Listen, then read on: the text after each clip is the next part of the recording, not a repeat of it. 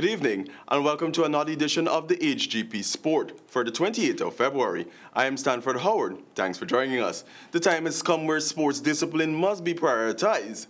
These were the words of Stephen Ninval, president of the Guyana Amateur Boxing Association, who on Thursday was calling on the administration to fully realize what is happening with the various sport disciplines. Jaden Samuels is following this story. Following another plea by the Guyana Boxing Association for financial assistance for the boxers selected to participate in next month's Olympic qualifiers, which was fulfilled at the 11th hour by the Sport Commission, Ninval is of the belief that those days should have been long gone.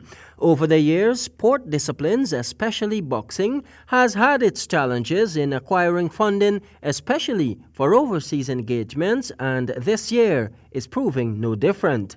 The GBA head is of the view that while everybody run to the government for funding, the disciplines that are more likely to yield results should be made priority. And we understand that everybody runs to the government and everybody runs to the GOA. But I think the time has come where we have to prioritize our sport disciplines.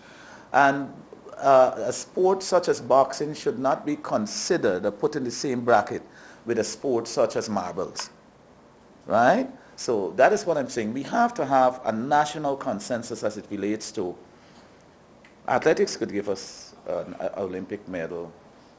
Hockey could give us an Olympic medal. Then we will have those four on a tier, and then we will go down to another: marbles, gam, chinkabout, and so forth. Yeah, those are the traditional sports, right? And then what we can give to chinkabout. Of course, we will not want to give to the Athletic Association or to the Boxing Association, which years over years have been producing. Guyana has made 16 Summer Olympic appearances, cupping just one bronze medal in those outings, but this Olympic in particular is Guyana's best chance at the Games, and it would be a disaster not having the boxers there, Ninval explained. That boxing at this time has the potential to be a medal winner at the Olympics.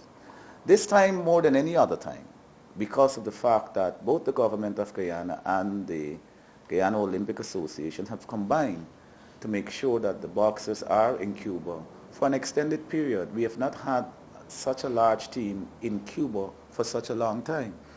I think, if I'm right, it's maybe nearly 3 decades that we've not had this. So with that sort of preparation, it will be a travesty if we do not get the boxers to Argentina. The qualifiers take place from March 26 to April 3. Jaden Samuels, HGP Sport. In women's football, despite a 3-0 drubbing at the hands of Mexico on Thursday evening, the under-20 Lady Jags has made it to the round of 16, which starts this Saturday.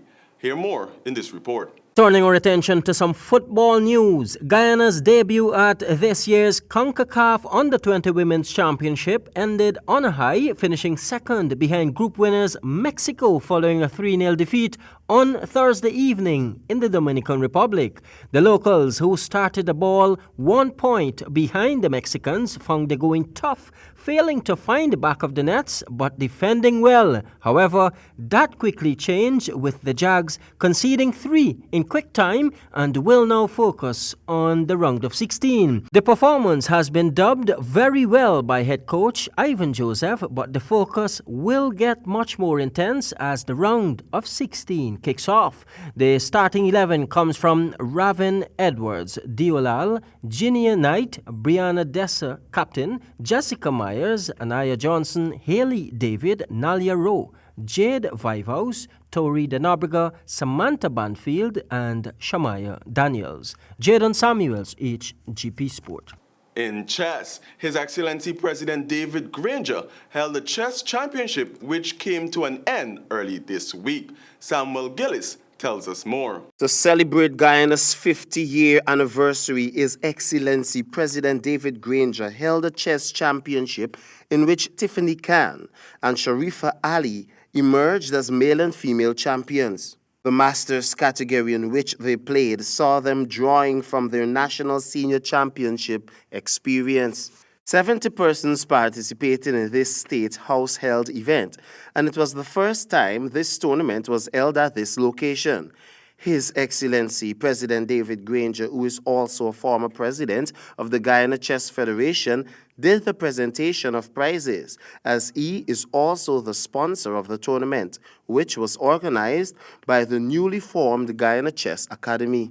The respective category winners and other top performers proudly display their silverware following the presentation at the President's 50th Anniversary Shield Rapid Chess Championship. For HGP Sport, I am Samuel Gillis. Thank you, Samuel. In cricket news, the Guyana Jaguars continue to dominate the Jamaican Scorpions in their own backyard in Day 2 of the 6th round of the West Indies Championship. Hear more in this report. The Jaguars once again has bowled the Scorpions out in the first day, this time in the 6th round at the Trelawny Multi-Complex in Kingston.